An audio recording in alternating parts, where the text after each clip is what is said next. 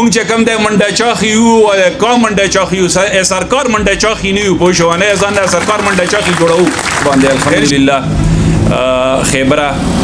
چې کم تاریخ ته کې خو کم غیرت کم نن دی وکړو بیا کم نن او غیرت چې ما کم کوګي خیل وکړو زه ته په دوړو لاس سلام کوم قدرمنو الحمدلله چې ګوره د مونږ د کومې دوه خبرې وي یو هډره غټه خبره وا چې پښتون خبره وا د مونږ په خاور وا منتظمین یې چې کوم د پی ډی ایم وا د ټول پښتون خبره وا او میزبانی چې کوم د مونږ کړی وا نو چې په کم غیرت او پنن باندې او په ملمسیا باندې تاسو دلته استقبال وکړو خپل ویجرې مې تا کولاو کړې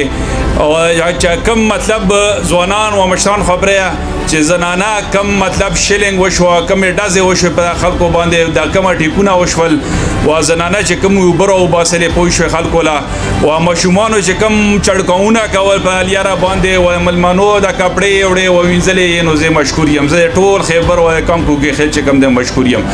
بس که درمنو ډېر خبرې نه کوو ما خپل د تجویز دی چې زه برکت ایلویم بس برکت چې موږ مشرکړای د ټول خیبره طرف ورکړای او ان شاء الله تعالی موږ پسند سره ویلوړو بوښوي صرف د یو تجویز مې دی چې بس د ټولو ګمونو نه د خیبر 15 مشران راوخلو ان شاء الله تعالی او دغه د پاره وای چې کم د کمیټي جوړ شي او خیبر په صدا باندې چې په کم ځای کې د پښتون خبره وي ان شاء الله تعالی خپ غیرت او پننګ باندې وی کوو چې څنګه وکړه او زه صرف د کام کو کې خیل او خیبر لویم چې کم ننګ دی وکړه کم غیرت دی وکړه بس تکړه شګورچ پر روان وخت کې د غیرت و د پښتو چې کما کړی او کم ویلاړ وي چې من دغه شانتي ویلاړ وي چې نه چاله ټیټ شي نه خرڅ شي او نه چې کم د وډر شي دا درې خبرې چې کم د ځان سره وساته ان شاء الله تعالی مخ کې دا تاریخ ته چې کم د کې خو د سونو کالو لپاره کې خو ان شاء الله تعالی د سونو کالم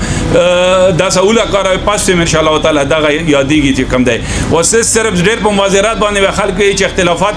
مره وړاله او زه د یو خبره کوم چې په ګوګي خیل کې مې صرف قوم کوگی خیل خیل ہے و خیبر میں خیل ہے دا سلویخ 50 کا سمینی خیلی بوشی چاہیل تا دلالان ناستی و دا مقبران کم ناستی ایلتا کنا پا تحصیل کے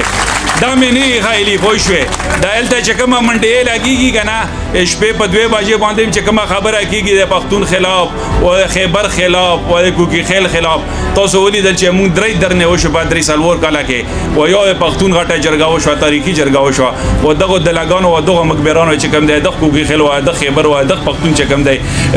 مخالفات کڑا ہے و دلته یخبل دلالیو و دلته یخبل مقبری کړی او بوشوي ان شاء الله تعالی اس کله مونږ کو کی خیل و خیبر مخنو کو دغه خلک زي وا خبره ګوره د کم کو کی خیل او چې ان شاء الله تعالی مونږ د ډی فیس خبرم شوی او په نوکاتو کې چې کم د پالمیا کې دا خبرم شوی چې ان شاء الله تعالی ډی پیس چې خپل علاقو لسینو ټول پښتون وي سره سي مون خبره وشوه وزیر اعلی زمواري خصي او بیا ام پی ګان و سره مینګان و سره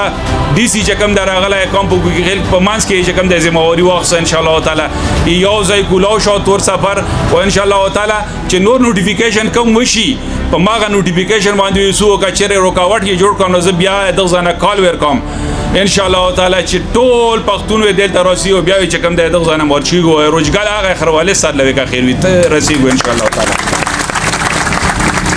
بس قدرمنو زه یو ځل بیا خاص کر د مونږ ډېر خپلي مشران ټولو حضور امین شمه غسته لکلندې کوتل نه شاکر ملک ته دا شانتی عمران لاله محمد حسین ملک ته بازارګل جی هاشم جی نو بس ما چې کوم دی په خیبر کې دغه شانتي ننګیالي او دغه شانتي غیرتي چې څنګه خبره وکړي جیلونه یې ګوره تیر کړل کاشم ته و چې درې ورځې مې جیل تیر کړو نو دغه شانتي غیرتي مشران مې چې کوم دی په کار دي دغه شانتي دلالان او دغه شانتي مقبران مونږ نه په کار پوه شه دغه کام کوګي خیل او خیبر چې کوم دی ضرورت نشته